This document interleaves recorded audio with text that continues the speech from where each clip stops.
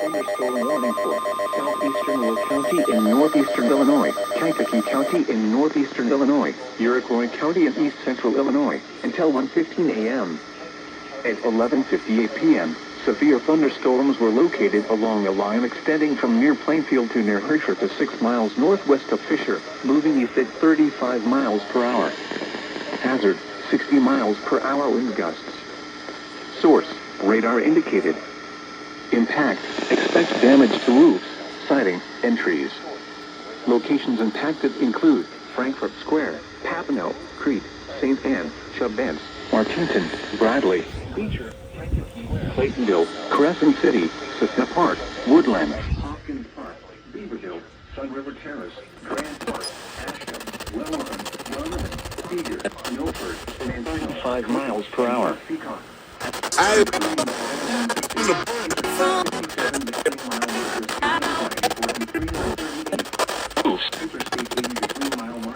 Impacted in 140 Crescent, Cissna Park, Interior room on the lowest floor of a building.